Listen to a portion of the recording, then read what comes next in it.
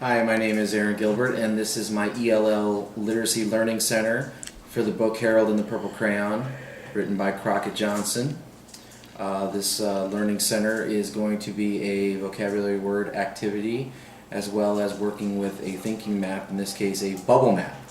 The standard that this center correlates with will be ELA, Literacy RF 1.2, which says demonstrating understanding of spoken words, syllables, and sounds. So the first part of this center, the students will have a list of vocabulary words that go along with the story. On one side will be the words in Spanish, and the other side will be the English translation of those words. Students are going to have to draw a line from the Spanish version and find the English translation on the other side. Students will they'll be working in groups of two, and they will first read each side of words to each other, just to hear themselves reading the words aloud and hearing someone else reading them to them as well.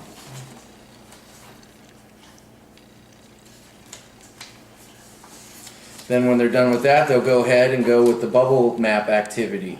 Now, what I want to do is laminate this bubble map sheet right here, and then using a dry erase marker, allow the students to put each word, the English translation, in the middle.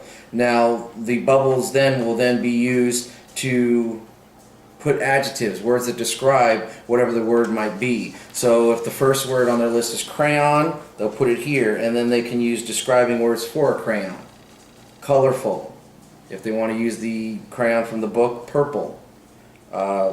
In the story, it transports Harold into different areas, so magical could be another word that could be used to describe it. They'll do that with every single word that they have, and they can collaborate and work together in a group with that.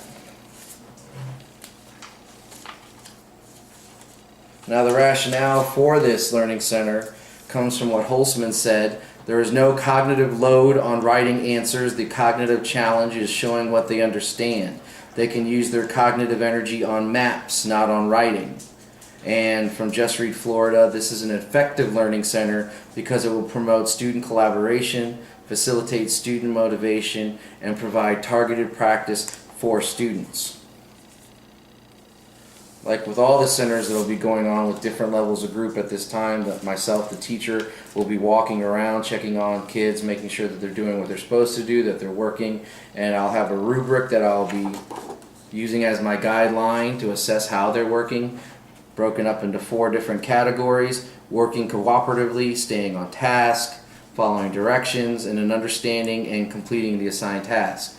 And then it will be broken down into 4 different levels of whether they're always performing at the top, which is worth 4, mostly, which is worth 3, sometimes, which is 2, and rarely, which is worth 1 point, giving them a total combined score, best possible, 16, an area for their name, the date that they're working on this center, and the assessor, which in this case will be myself. Thank you.